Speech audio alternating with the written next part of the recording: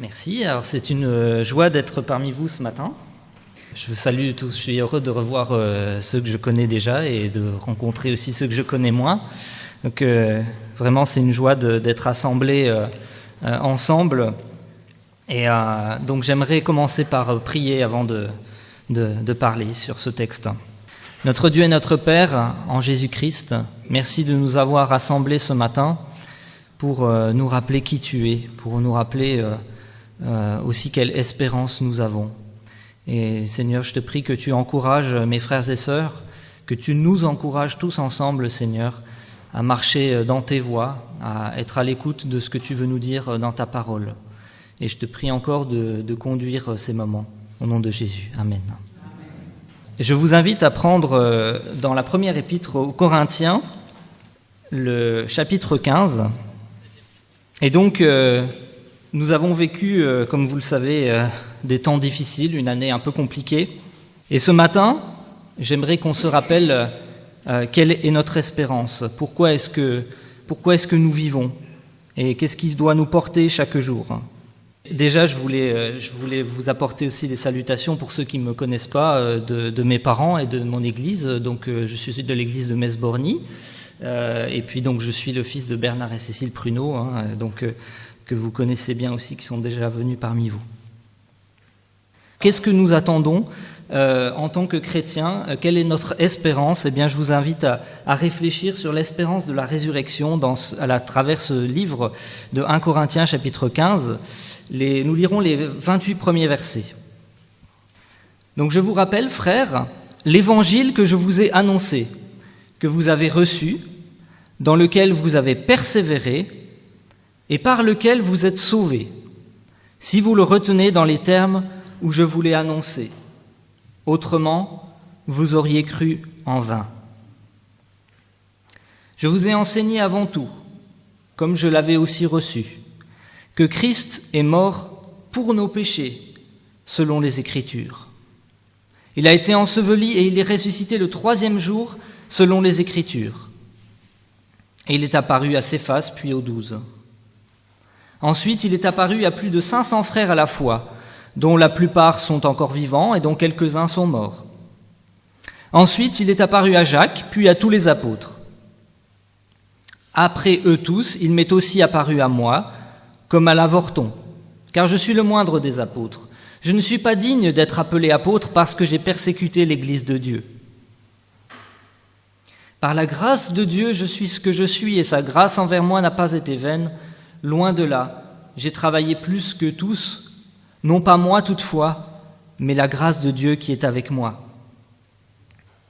Ainsi donc, que ce soit moi, que ce soit eux, voilà ce que nous prêchons, et c'est ce que vous avez cru. Or, si l'on prêche que Christ est ressuscité des morts, pourquoi quelques-uns parmi vous disent-ils qu'il n'y a pas de résurrection des morts? S'il n'y a point de résurrection des morts, Christ non plus n'est pas ressuscité. Et si Christ n'est pas ressuscité, notre prédication est donc vaine, et votre foi aussi est vaine. Il se trouve même que nous sommes de faux témoins à l'égard de Dieu, puisque nous avons témoigné contre Dieu qu'il a ressuscité Christ, tandis qu'il ne l'aurait pas ressuscité, si les morts ne ressuscitent pas. Car si les morts ne ressuscitent point, Christ non plus n'est pas ressuscité. Et si Christ n'est pas ressuscité, votre foi est vaine, vous êtes encore dans vos péchés. Et par conséquent aussi, ceux qui sont morts en Christ sont perdus.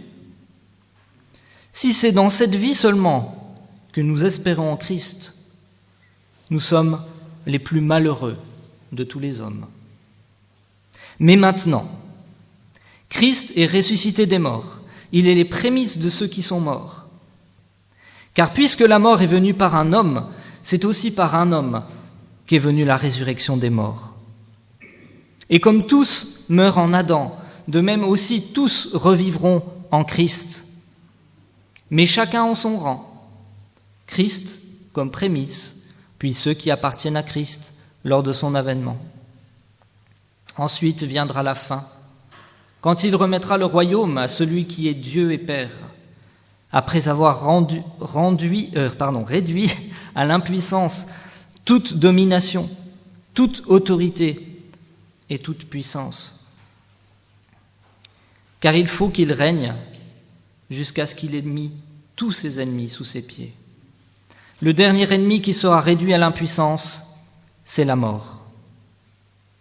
Dieu, en effet, a tout mis sous ses pieds. Mais lorsqu'il dit que tout lui a été soumis, il est évident que celui qui lui a soumis toutes choses est excepté. Et lorsque toutes choses lui auront été soumises, alors le Fils lui-même sera soumis à celui qui lui a soumis toutes choses, afin que Dieu soit tout en tous. Alors dans cette lettre que Paul écrit aux Corinthiens, c'est toujours important de remettre dans le contexte, on voit que Paul les exhorte, il les enseigne, mais il les reprend aussi. Et on voit dans le chapitre que nous venons de lire que Paul est obligé de reprendre des chrétiens qui ne croyaient pas en la résurrection. Et Paul ici va procéder un petit peu en 3 étapes, si on veut. J'ai découpé en 3 étapes qu'on va suivre et qu'on va voir comment appliquer pour nous dans notre vie. Nous allons considérer d'abord que la résurrection de Christ, c'est la base de notre foi. Nous voyons ensuite que la résurrection de Christ, ça change tout, ça transforme notre vie. Et enfin, nous verrons que la résurrection de Christ, c'est notre espérance. Alors tout d'abord, nous voyons que la résurrection de Christ, c'est la base de notre foi. Relisons les 4 premiers versets. « Je vous rappelle, frères, l'évangile que je vous ai annoncé, que vous avez reçu, dans lequel vous avez persévéré et par lequel vous êtes sauvés, si vous le retenez dans les termes où je vous l'ai annoncé. Autrement, vous auriez cru en vain. Je vous ai enseigné avant tout, comme je l'avais aussi reçu, que Christ est mort pour nos péchés selon les Écritures, il a été enseveli, il est ressuscité le 3e jour selon les Écritures. » Paul rappelle aux chrétiens de Corinthe quelle est la base même de leur foi. Christ, mort pour nos péchés, enterré, enseveli et ressuscité le 3e jour. Alors ça peut nous paraître une évidence pour nous qui connaissons bien ces choses, mais pour beaucoup de gens qui se disent chrétiens, leur foi n'est pas basée sur ces choses. Leur foi, pour beaucoup de gens, leur foi est basée sur une succession de croyances, plus ou moins justes, parfois basées sur la parole de Dieu, mais parfois sur d'autres choses. Et très souvent aussi, certaines personnes ont une foi qui se base sur des valeurs de morale, sur des pratiques religieuses, sur des habitudes religieuses. Mais la vraie foi, celle par laquelle nous pouvons seulement être sauvés, elle n'est pas basée sur ces choses, elle est basée sur un événement indiscutable. Cet événement, c'est Christ mort et ressuscité. Et je dis qu'il est indiscutable, cet événement, pourquoi ? Il est indiscutable historiquement parce qu'il a été vu par beaucoup de témoins. C'est ce qui nous est rappelé ici. Il est apparu à Céphas, alors c'est l'apôtre Pierre au verset 5, puis aux 12, les 12 apôtres, puis il est apparu à plus de 500 frères à la fois, dont la plupart sont encore vivants au moment où Paul écrit cette lettre. La plupart des témoins qui ont vu Jésus ressuscité étaient encore vivants, mais dont quelques-uns sont morts. Et ensuite il est apparu à Jacques, puis aux apôtres, et puis ensuite il est apparu à moi. Au moment donc où Paul écrit ces choses, il y a encore beaucoup de témoins qui étaient témoins de cette résurrection. Donc non, notre foi n'est pas basée sur des contes, sur des fables, sur des mythes, sur des principes vagues religieux. Notre foi est basée sur des témoignages, comme l'a dit Pierre aussi, dans 2 Pierre au chapitre 1, verset 16. Ce n'est pas en effet en suivant des fables habilement conçues que nous vous avons fait connaître la puissance et l'avènement de notre Seigneur Jésus-Christ, mais c'est comme ayant vu sa majesté de nos propres yeux. Des témoins oculaires. Et ce n'était pas une illusion collective, une vision, quelque chose d'abstrait. Jésus ressuscité est une personne que les témoins ont pu voir, ont pu même toucher. On se souvient dans Luc 24 quand Jésus apparaît au milieu d'eux, ils sont saisis de frayeur et d'épouvante, ils croient voir un esprit, mais Jésus leur dit « Mais pourquoi êtes-vous troublés ? Voyez mes mains et mes pieds, c'est bien moi. Touchez-moi et voyez. Un esprit n'a ni chair ni os, comme vous voyez que j'ai. » Donc c'est vraiment un témoignage vivant, cette résurrection. C'est une valeur, ça a une valeur historique, on peut dire. Mais ce n'est pas seulement indiscutable du fait qu'il y ait tous ces témoins-là, parce que la parole de l'homme est faillible et qu'on ne peut pas faire toujours confiance à l'homme. Mais on peut être certain que c'est vrai aussi parce que c'est scellé de la parole de Dieu. C'est indiscutable parce que cette mort et cette résurrection, elle a été annoncée à l'avance dans la Bible par les écrits de l'Ancien Testament. Et c'est ce que Paul ici rappelle au verset 3 avec l'expression « selon les Écritures ». Christ est mort pour nos péchés selon les Écritures. Il a été enseveli et ressuscité le 3e jour selon les Écritures.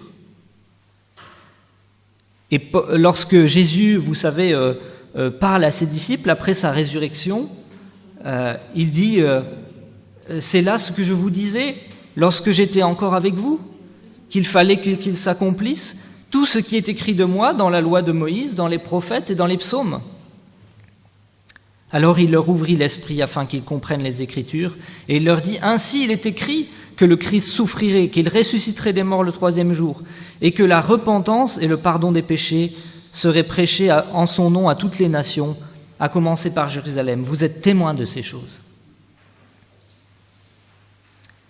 Et c'est cet évangile qui nous est parvenu jusqu'à aujourd'hui. C'est vrai que Paul, lui, par contre, n'a pas été un témoin visible, un témoin oculaire de cette résurrection, mais nous savons que Jésus s'est révélé à lui d'une manière toute particulière, comme il le rappelle, vous savez, sur le chemin de Damas, quand il a vu Jésus, il a vu cette lumière, il a entendu sa voix. Et puis, c'est ce qu'il rappelle ici, il dit « Après eux tous, il m'est apparu à moi », et puis il dit « Ainsi donc, que ce soit moi, que ce soit eux, voilà ce que nous prêchons, voilà ce que vous avez cru. » Et c'est ce que j'espère ce matin, c'est ce que nous avons tous, je pense, cru dans cet évangile, ce qui veut dire bonne nouvelle, cette bonne nouvelle de Jésus mort et ressuscité. Alors frères et sœurs, même si nous connaissons bien toutes ces choses, rappelons-nous encore de cette bonne nouvelle. Parce que c'est par cela que nous sommes sauvés. Nous devons persévérer dans cet évangile et ne rien y ajouter et ne pas le modifier. Dans le verset 2, il nous rappelle l'évangile par lequel vous êtes sauvés si vous le retenez dans les termes où je vous l'ai annoncé. Autrement, vous auriez cru en vain. Par les idées du monde qui nous entourent, vous savez, le monde nous influence très facilement, qu'on le veuille ou non, ou même parfois par nos propres raisonnements, on raisonne, on a nos propres idées, on peut dévier.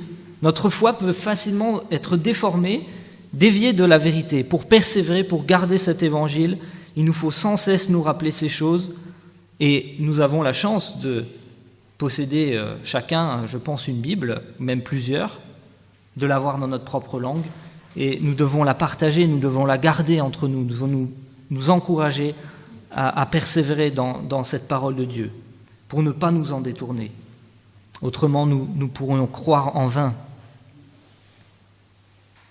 La résurrection de Christ, c'est donc la base même de notre foi.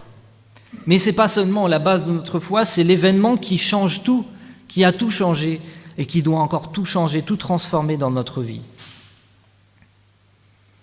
Au verset 12, Paul disait, donc si l'on prêche que Christ est ressuscité des morts, pourquoi quelques-uns parmi vous disent-ils qu'il n'y a pas de résurrection des morts ? Certains chrétiens de Corinthe ne croyaient pas visiblement dans cette résurrection. Mais Paul va leur montrer avec un raisonnement simple que c'est complètement absurde. Que si Christ n'est pas ressuscité, verset 13, s'il n'y a pas de résurrection des morts, si ça n'existe pas, si on ne ressuscite pas, C'est que Christ non plus, il n'est pas ressuscité. Mais donc si Christ n'est pas ressuscité, notre prédication est vaine, et votre foi aussi est vaine. Vous avez cru en quelque chose de faux. Et il se trouve même que nous sommes de faux témoins, c'est même pire que ça serait un mensonge alors. Faux témoins à l'égard de Dieu, puisque nous avons témoigné contre Dieu qu'il a ressuscité Christ, tandis qu'il ne l'aurait pas ressuscité dans ce cas-là, si les morts ne ressuscitent pas. Et si Christ n'est pas ressuscité, votre foi est vaine. Vous êtes encore dans vos péchés. C'est un raisonnement qui est tout à fait logique. S'il n'y a pas de résurrection, c'est que Christ n'est pas ressuscité. Et si Christ n'est pas ressuscité, ça veut dire que les témoins ont raconté des mensonges. Mais si Christ n'est pas ressuscité, notre foi ne sert à rien. C'est même pire que ça. C'est que nos péchés, nous sommes encore dans nos péchés. Nos péchés continuent à nous condamner. Et il n'y a aucun espoir pour ceux qui ont cru en Jésus et qui sont décédés. Par conséquent, aussi, ceux qui sont morts en Christ sont perdus dans ce cas-là. Paul nous rappelle ici que la résurrection de Christ, ce n'est pas juste, comme je l'ai dit, un événement historique, indiscutable. Ce n'est pas simplement la base d'une foi qui ne mène à rien. C'est par la résurrection de Jésus et par seulement cette résurrection que nous pouvons être sauvés et purifiés de nos péchés. Il est parlé de justice et on a parlé aussi de justice à travers les chants tout à l'heure. Toute la Bible nous montre que sans Christ, nous ne pouvons pas être justes devant Dieu. Ésaïe 64,5 nous dit « Nous sommes tous comme des impurs, et toute notre justice est comme un vêtement souillé. » Mais dans Romains 4,25, il est dit « Jésus a été livré pour nos offenses et ressuscité pour notre justification. » On pourrait aussi traduire « Il a été livré à cause de nos offenses, il est ressuscité à cause de notre justification. » C'est seulement si nous avons cette foi dans la mort et la résurrection de Jésus que nous pouvons être déclarés justes devant Dieu. Vous connaissez très bien, je pense, ce passage de Romains au chapitre 3, versets 23 et 24. « Car tous ont péché et sont privés de la gloire de Dieu, et ils sont gratuitement justifiés par sa grâce, par le moyen de la rédemption qui est en Jésus-Christ. » La résurrection de Christ, elle change tout, elle transforme notre vie pour tous ceux qui croient en lui. C'est la preuve de notre salut. C'est la preuve que nos péchés sont pardonnés et que le sacrifice de Christ a été pleinement accepté par Dieu. Et c'est aussi la preuve que la mort, ce n'est pas la fin de tout. Parce que nous vivons, vous savez, dans un monde qui croit que l'on est seulement un amas de cellules qui s'est formé au hasard et que nos pensées, nos émotions, tout ce qu'on peut ressentir, tout ça, c'est simplement les effets de signaux électriques dans le cerveau et que la mort, du coup, c'est on part en poussière et puis il n'y a plus rien, c'est l'anéantissement. Mais cette façon de penser a des conséquences dans tous les domaines de notre vie, en fait. Et le message qu'on entend souvent, qu'on peut voir dans les films ou ailleurs autour de nous, c'est il faut profiter le plus possible de la vie parce que voilà, notre vie est fragile, ce qui est vrai, mais on veut profiter le plus possible, il faut profiter de la vie, et puis on est même prêt à tout sacrifier pour notre santé, parce qu'on veut retarder le plus possible le moment de notre mort, donc on est prêt à tous les sacrifices pour notre santé, et on veut profiter le plus possible de la vie. Mais dans la Bible, la mort, ce n'est pas l'anéantissement, c'est la séparation. Pour nous qui croyons en la résurrection, nous savons que la mort, c'est certes la séparation d'avec ce monde, mais c'est aussi la délivrance. Et c'est d'être avec Christ, ce qui est de beaucoup le meilleur. Si, comme beaucoup de personnes qui peuvent se dire, même chrétiens, notre foi, elle n'est basée que sur des principes de morale ou des façons de faire, des pratiques religieuses, mais face à la mort, nous n'avons aucun espoir, aucune espérance. C'est ce que Paul dit au verset 19, « Si c'est dans cette vie seulement que nous espérons en Christ, nous sommes les plus malheureux de tous les hommes. On peut même traduire « nous sommes les plus pitoyables de tous les hommes ». Et un peu plus loin dans ce chapitre 15, au verset 32, Paul dira « Mais si les morts ne ressuscitent pas, mangeons et buvons, car demain nous mourrons. » C'est le principe qu'on voit autour de nous. Et nous devons être attentifs à ce que parfois notre attitude ne soit pas ainsi. Parfois on s'accroche à notre petit confort, on veut profiter de la vie le plus possible. J'entends même parfois un peu des fois des chrétiens qui peuvent dire Seigneur Jésus, reviens, mais pas tout de suite. Parce que voilà, on a encore envie de vivre, on a encore envie de faire des choses, mais si c'est ça, on est les plus pitoyables, on est les plus misérables de tous les hommes, parce que on voit pas ce qui est à venir, on va être malheureux, on va être désespéré, quand il va y avoir des épreuves. La résurrection de Christ, elle transforme notre vie, elle doit continuer à transformer notre vie. Non seulement qu'elle transforme notre vie par notre salut, par le pardon de nos péchés, mais aussi ça doit transformer notre vision des choses, nos priorités, nos choix, nos perspectives de vie. Nous ne vivons plus pour nous-mêmes. Nous ne vivons pas seulement pour cette vie, pour travailler, avoir une maison, avoir une bonne retraite ou je ne sais quoi, parce que tout peut disparaître. Nous vivons pour cette résurrection à venir. La résurrection de Christ, elle transforme notre vie, elle change tout. Mais elle est notre espérance pour l'avenir. À partir du verset 20, « Mais maintenant, Christ est ressuscité des morts. Il est les prémices de ceux qui sont morts. Car puisque la mort est venue par un homme, c'est aussi par un homme qu'est venue la résurrection des morts. Et comme tous meurent en Adam, de même aussi, tous revivront en Christ, mais chacun en son rang. Christ comme prémisse, puis ceux qui appartiennent à Christ lors de son avènement. » Voilà notre espérance.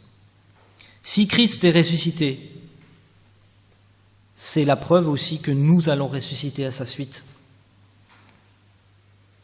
Nous savons bien que, quoi que nous fassions, nous sommes tous condamnés à mourir un jour. On ne peut pas y échapper. Pourquoi ? Nous le savons parce que nous sommes tous descendants d'Adam et que comme lui, nous avons péché. Et dans l'Épître aux Romains, au chapitre 5, verset 12, Paul disait « Par un seul homme, le péché est entré dans le monde, Adam, et par le péché, la mort. Et ainsi, la mort s'est étendue à tous les hommes parce que tous ont péché. » Mais ce passage que nous venons de lire nous donne une formidable espérance. Comme tous meurent en Adam, de même aussi, tous revivront en Christ. Quelle magnifique espérance! De même qu'on peut être certain qu'un jour on est condamné à mourir, mais de même on peut être absolument certain qu'un jour nous revivrons en Christ lorsqu'il reviendra, lors de son avènement. Alors bien sûr, si nous sommes encore vivants au moment où Christ revient, nous n'allons pas mourir, mais comme il est dit dans la suite du chapitre, au verset 51, tous nous serons changés. En un instant, en un clin d'œil, à la dernière trompette. La trompette sonnera, et les morts ressusciteront incorruptibles, et nous serons changés. Quelle espérance, et que vraiment ça puisse nous porter. Et nous n'allons pas seulement ressusciter dans ce même monde corrompu, nous allons ressusciter ailleurs. Verset 24, ensuite viendra la fin, quand il remettra le royaume à celui qui est Dieu et Père, après avoir réduit à l'impuissance toute domination, toute autorité et toute puissance. car il faut qu'il règne jusqu'à ce qu'il ait mis tous ses ennemis sous ses pieds. Le dernier ennemi qui sera réduit à l'impuissance, c'est la mort. Vous savez, l'homme a toujours cherché à vaincre la mort. C'est sa plus grande peur. Depuis le début de l'humanité, je pense que c'était le cas. Et aujourd'hui, c'est toujours le cas. On parle aujourd'hui de beaucoup de transhumanisme. On espère qu'avec la technologie, on va pouvoir prolonger notre vie, pallier à nos déficiences, etc. Mais j'en discutais une fois avec un collègue qui me parlait de ça et qui était vraiment passionné par ça. Et pour lui, ça paraissait vraiment quelque chose de fiable et il espérait que ça soit de son vivant que ça se mette en place. Mais comme je lui ai dit, mais moi, vivre éternellement dans ce monde, mais non merci, hein, moi j'en veux pas. Hein. Dans ce monde qui est rempli de péchés, de souffrances, de mort, de deuil, de maladie, de péché, de tout ce qu'il y a en nous qui ne va pas, bah non merci, j'en veux pas. Je ne veux pas vivre éternellement sur cette terre, moi. Notre espérance, c'est que quand nous ressusciterons, ce sera dans le royaume, pour entrer dans le royaume parfait, le royaume de Christ. Ne plus être dans ce monde qui est dirigé par Satan, mais d'être sous le royaume de Christ. Christ qui aura vaincu tous ses ennemis. Christ qui régnera. Christ qui aura, à qui tout sera soumis, y compris ceux qui l'auront rejeté.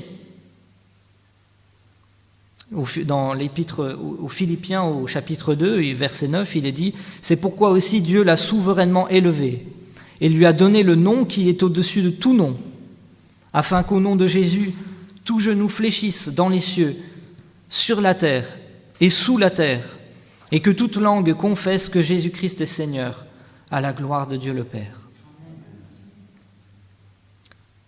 Christ aura vaincu tous ses ennemis, tout sera sous ses pieds. Et la mort elle-même, enfin. Le dernier ennemi qui sera détruit, c'est la mort. Enfin, la délivrance de la mort sera là. Et puis au verset 27, il est dit que Dieu, en effet, a tout mis sous ses pieds. Mais lorsqu'il dit que tout lui a été soumis, est évident que celui qui lui a soumis toute chose est accepté. C'est évident que Dieu qui a remis toute autorité à Jésus, Jésus ne peut pas devenir supérieur à son Père. Mais lorsque toutes choses lui auront été soumises, alors le Fils lui-même sera soumis à celui qui lui a soumis toutes choses, afin que Dieu soit tout en tous. C'est assez difficile à imaginer, à comprendre même comment ça peut se passer et ce que ça peut recouper, toutes ces choses. Mais on sait que c'est la vérité, on sait que ce que Dieu a promis, ce qu'il a annoncé, ça arrivera. Et nous serons dans sa présence. Ce qui est merveilleux, c'est de savoir que Dieu sera tout en tous.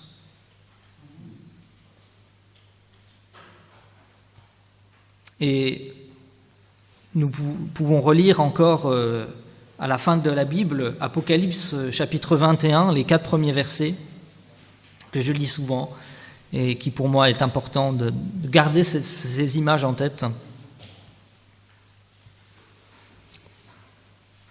Parce que c'est vraiment cette espérance qui nous pousse, qui nous porte. Apocalypse chapitre 21, c'est l'avant-dernier chapitre de la Bible, à partir du verset 1. « Puis je vis un nouveau ciel et une nouvelle terre, car le premier ciel et la première terre avaient disparu, et la mer n'était plus. Et je vis descendre du ciel d'auprès de Dieu la ville sainte, la nouvelle Jérusalem, préparée comme une épouse qui s'est préparée pour son époux. Et j'entendis du trône une forte voix qui disait « Voici le tabernacle de Dieu avec les hommes. Il habitera avec eux. Ils seront son peuple et Dieu lui-même sera avec eux. Il essuiera toute larme de leurs yeux et la mort ne sera plus. Il n'y aura plus ni deuil, ni cri, ni douleur, car les premières choses ont disparu. Vraiment que ces paroles puissent résonner encore en nous et que ça soit notre espérance. Alors, frères et sœurs, pour conclure, même si les événements de notre vie deviennent plus difficiles, même si l'avenir nous paraît bien incertain, même si nous ne savons pas de quoi sera fait demain, dans quelle situation nous serons, eh bien réjouissons-nous dans cette espérance de la résurrection.